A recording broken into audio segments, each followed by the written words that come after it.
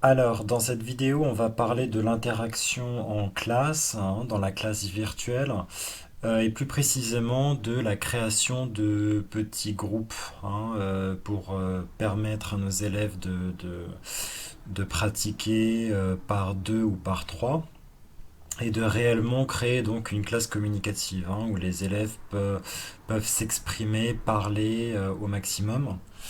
Donc c'est une fonction qui peut faire peur de prime abord, mais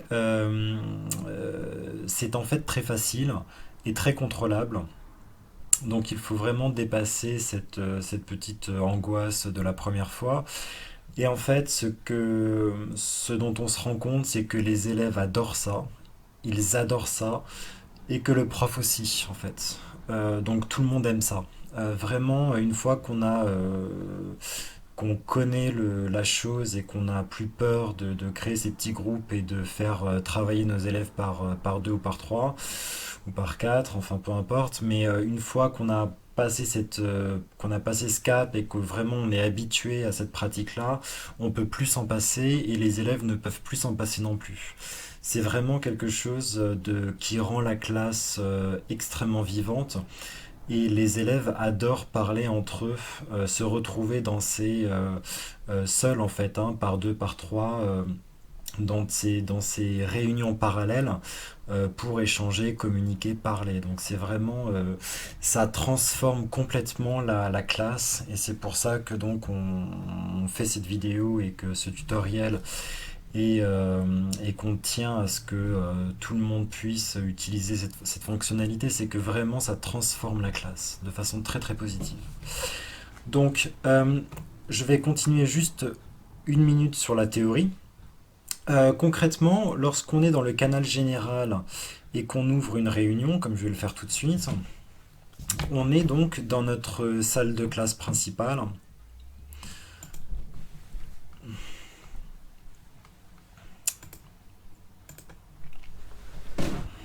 Voilà.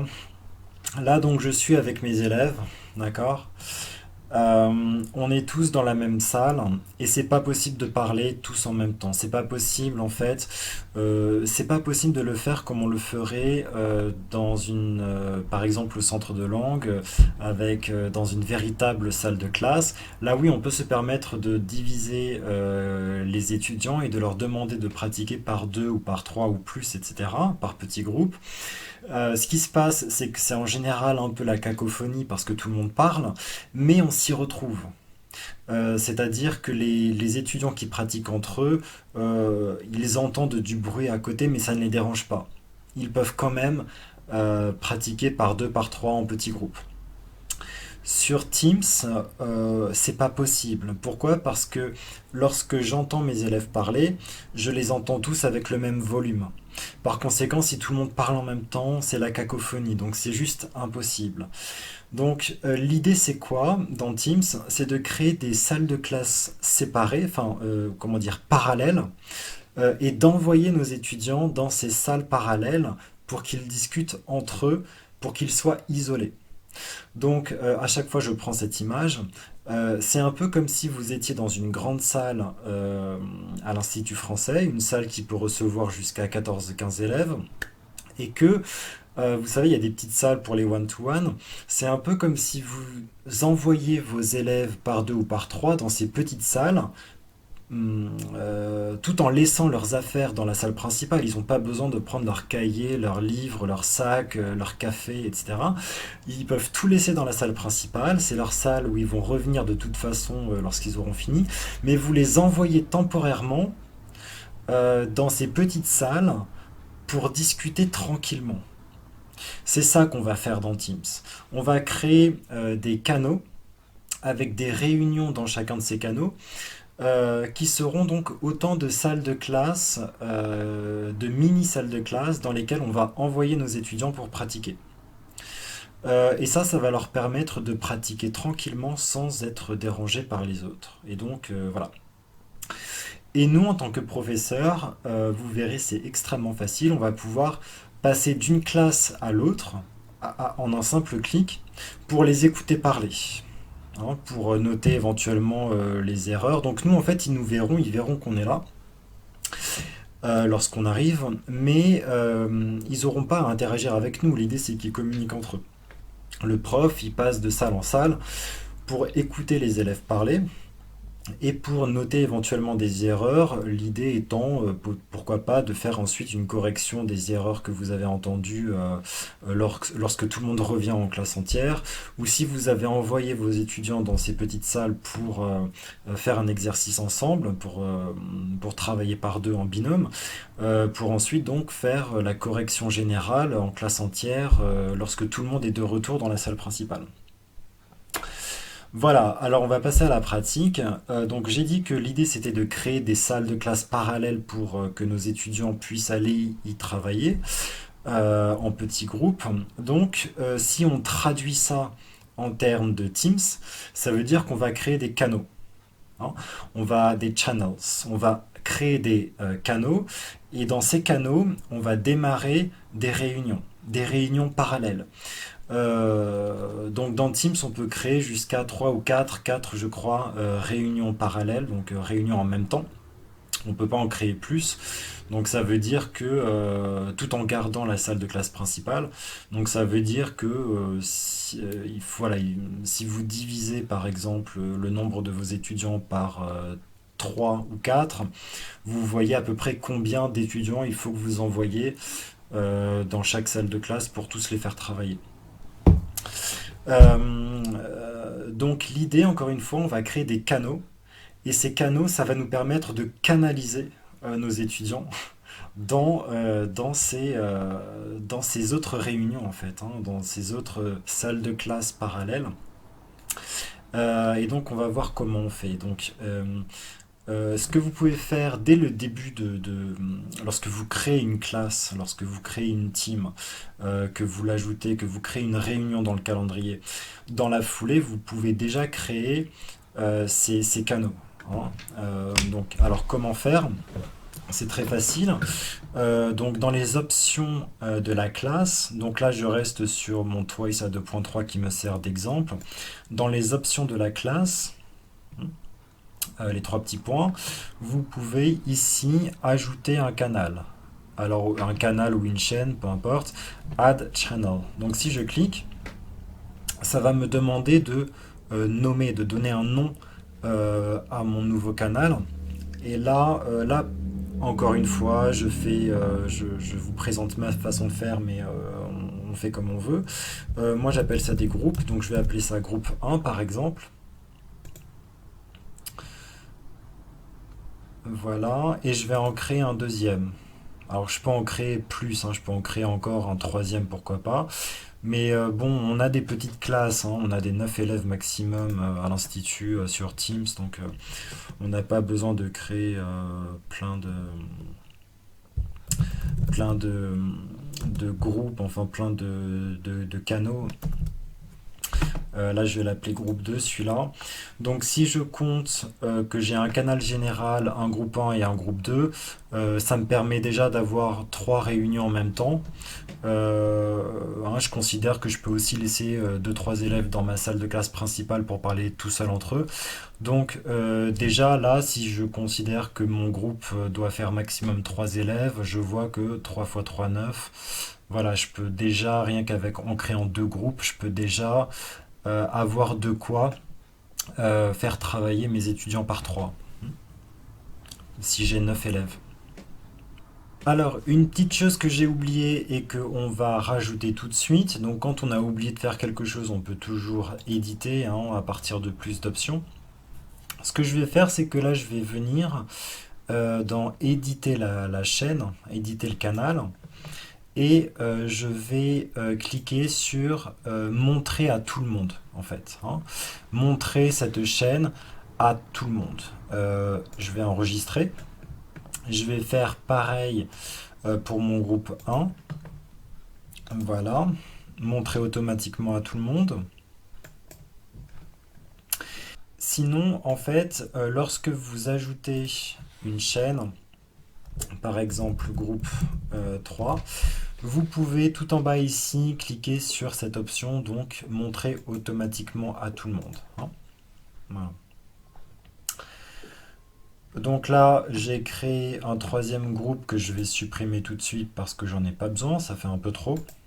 Donc je peux, en cliquant, hein, je recommence, en cliquant sur les trois petits points dans les options de la chaîne ou du canal, je peux, donc j'ai plein d'options, hein, je peux ici tout simplement supprimer ce canal si je ne le veux plus. Voilà, delete. Et donc, lorsque je vais dans ces canaux, eh ben, c'est comme dans tous les autres canaux. Je retrouve toujours, je suis toujours dans Post, donc mon fil de conversation, et j'ai toujours un Files. Donc là, j'en profite pour le dire. euh, il ne faut pas se tromper, hein. N'oubliez pas que votre Files principal, il est dans Général. C'est là que se trouve votre salle de classe principale. Donc si un jour, vous ou un étudiant allez dans Files et qu'il n'y a rien et que c'est complètement vide, vérifiez que vous êtes tout simplement dans le bon canal, hein. Là, si je vois qu'il n'y a rien, je me pose des questions. Donc, bien évidemment, le files de ces autres canaux que j'ai créés, c'est pas les mêmes que le files qui se trouve dans Général. Donc, voilà, en fait, avec Teams, il faut pas s'en mêler les pinceaux, euh, pour le dire vulgairement. Donc, maintenant que j'ai créé mes groupes 1 et 2, donc mes salles de classe parallèles, je vais pouvoir démarrer des réunions à l'intérieur de ces canaux. Pour faire ça, c'est très simple. Je me rends. Donc ça, vous pouvez le faire. Alors, peut-être pas. Ça dépend. Pour un premier cours, ne le faites pas avant que le cours commence. Parce que ça risque de dérouter vos étudiants si plusieurs réunions sont ouvertes dans plusieurs canaux. Vous pouvez le faire pendant le cours. Comme ça, les étudiants ne le voient pas. Par contre, une fois que tous les étudiants sont habitués, vous pouvez démarrer vos réunions parallèles, vos salles de classe parallèles. Vous pouvez les démarrer avant que le cours commence. Les étudiants auront l'habitude en fait de se retrouver dans Général. Ils auront l'habitude d'être envoyés dans ces groupes. Euh, lorsqu'on est dans un groupe et qu'on veut démarrer des salles de classe parallèles, hein, des réunions parallèles, on se rend dans le canal. Et puis on va cliquer sur la petite caméra. En fait, la petite caméra, c'est l'option de base qui nous permet de lancer un meeting, de lancer pour nous une salle de classe. Donc là, si je clique, tout d'abord, j'ai une miniature qui s'affiche qui me demande d'ajouter un objet, hein, add a subject. Donc, je vais, alors, moi je réécris groupe 1, comme ça c'est clair. Parce qu'en fait, ce nom va se retrouver ensuite, vous le verrez un peu plus tard, dans une petite liste qui apparaîtra tout en haut à gauche de l'écran. Donc c'est bien parce que quand, en tant que prof, on passera d'une classe à l'autre, il y aura marqué groupe 1, groupe 2, etc. Donc on s'y retrouvera. Donc c'est bien ici de donner un titre, hein, un objet à la réunion. Donc si je clique Meet Now, maintenant, ce qui va se passer, parce que je peux pas me dupliquer, enfin l'ubiquité, c'est pas possible. Donc je vais forcément quitter ma salle de classe principale, qui pour l'instant se trouve tout en haut à gauche là, pour rentrer dans ce nouveau meeting, dans cette nouvelle salle de classe de mon groupe 1, hein. Donc je fais Meet Now.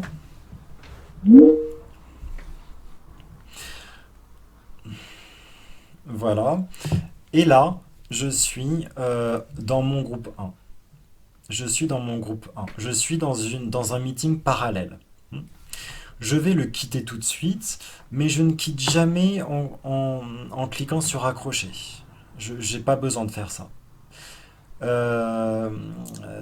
Si je raccroche et que tout le monde raccroche, en fait, mon meeting va automatiquement s'arrêter. Moi, mon objectif, c'est de laisser les meetings ouverts pour les utilisations à venir pendant l'heure de cours qui arrivent.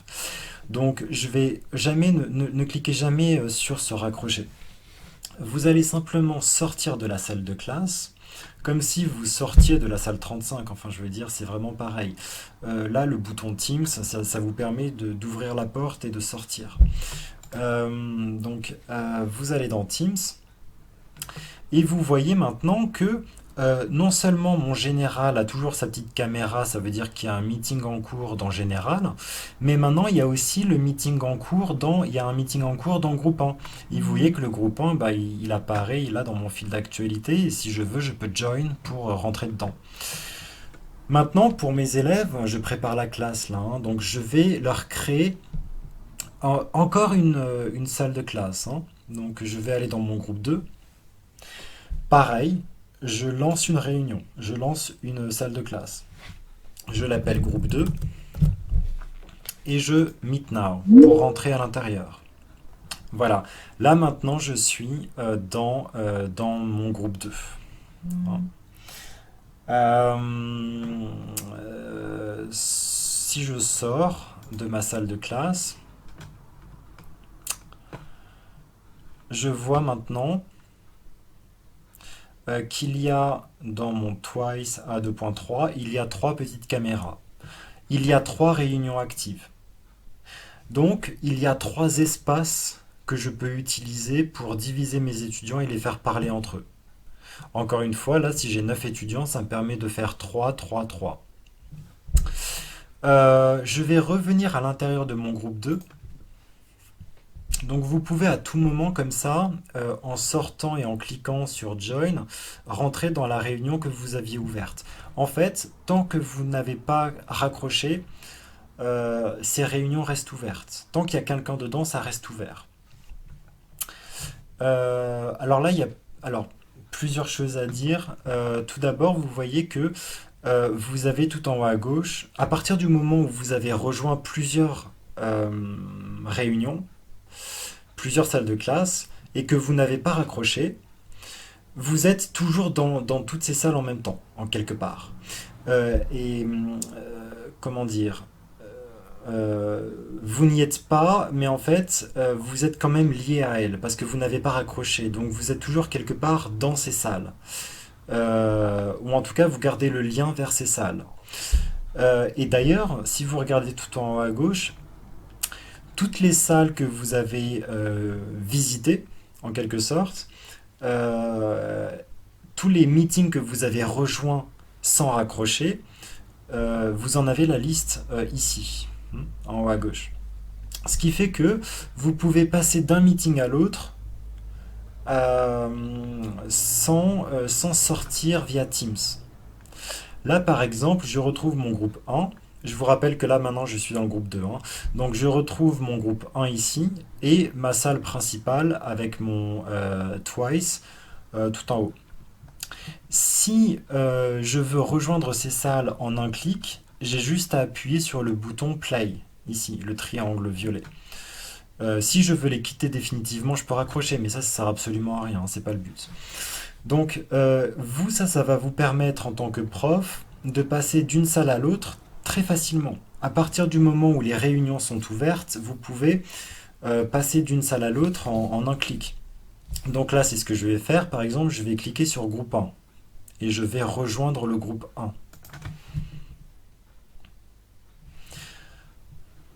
Voilà. Là, maintenant, je suis dans le groupe 1. Et ce qui s'affiche dans ma liste en haut à gauche, c'est groupe 2, donc l'autre que je viens de quitter, et puis ma salle de classe générale. Si je veux aller dans ma salle de classe générale, je clique sur ici Resume, hein, en face de ma salle de classe générale. Voilà. Et là, maintenant que je suis dans la salle de classe générale, je vois que j'ai la possibilité de rejoindre le groupe 1 et le groupe 2. Je répète, vous avez déjà envoyé vos étudiants dans les groupes 1 et 2. En un clic, vous pouvez aller les écouter parler dans ces salles.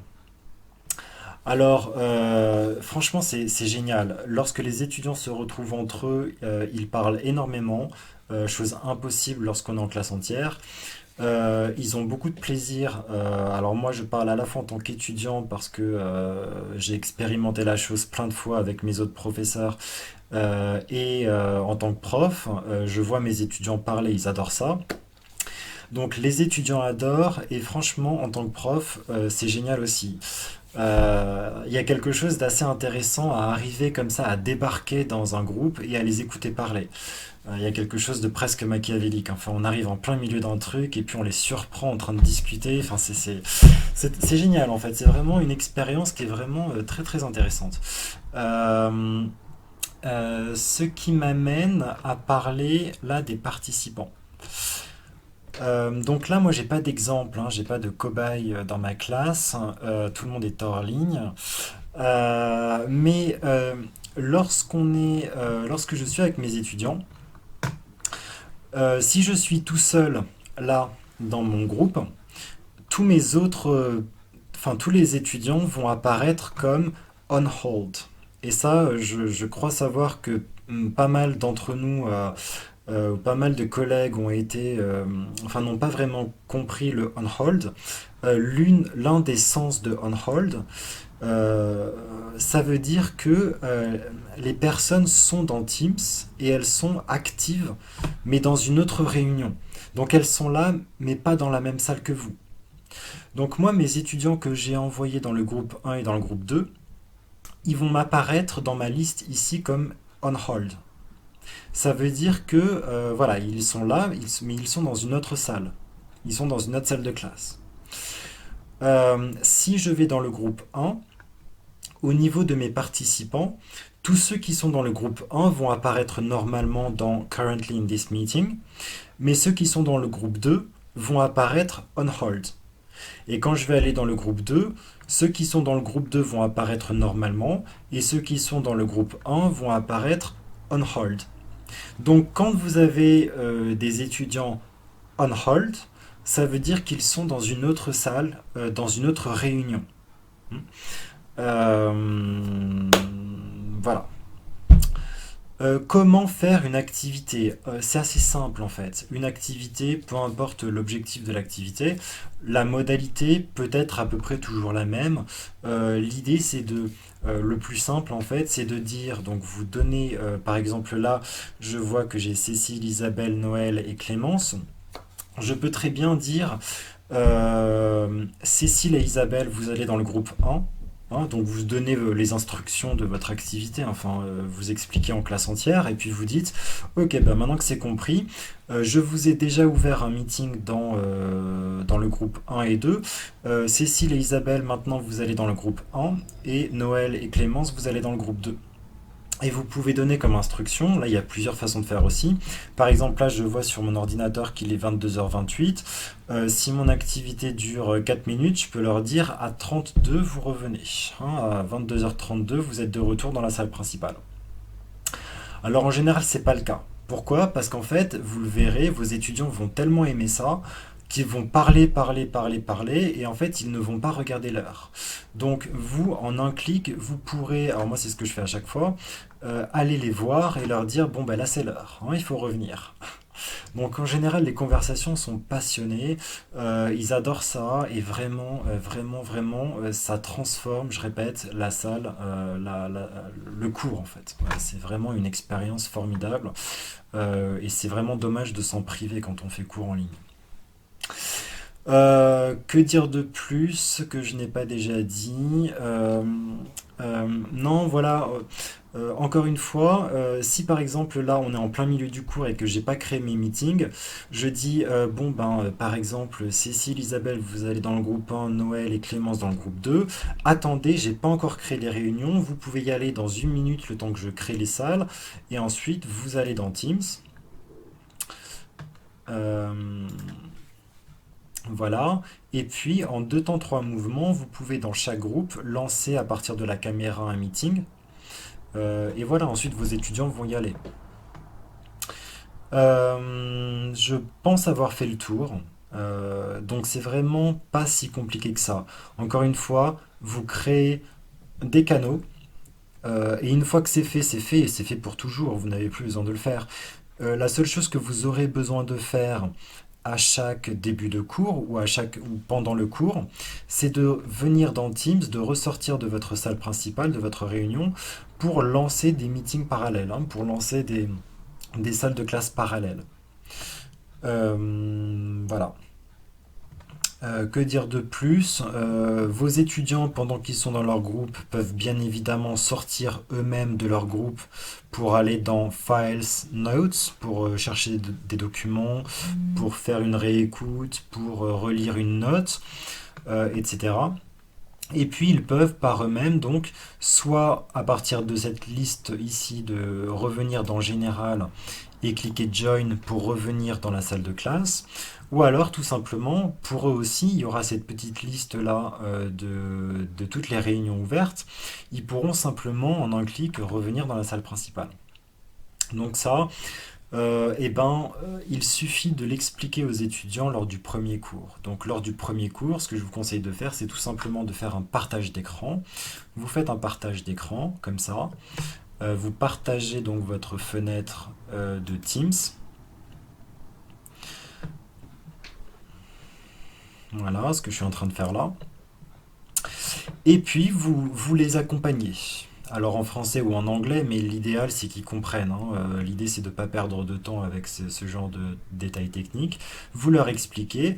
Quand je vous dis d'aller dans le groupe 1, vous venez cliquer sur Teams.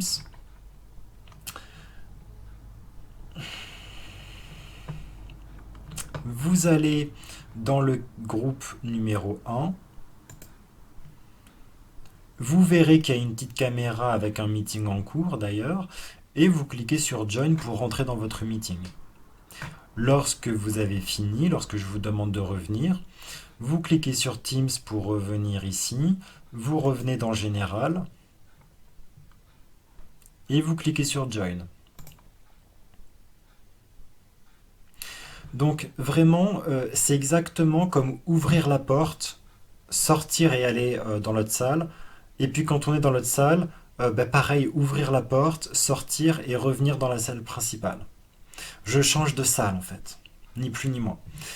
Encore une fois qu'ils auront... Donc ça c'est la première fois ils sont obligés de faire ça.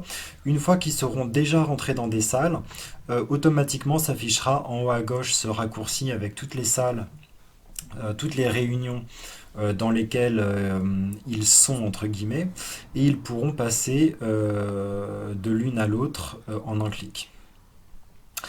Voilà, je suis sûr que j'ai oublié des choses, enfin je sais pas en fait, mais je vais arrêter cette vidéo ici parce qu'elle se fait déjà très longue. Mais voilà, si j'ai des choses à rajouter, je les rajouterai dans les commentaires sur YouTube. Merci.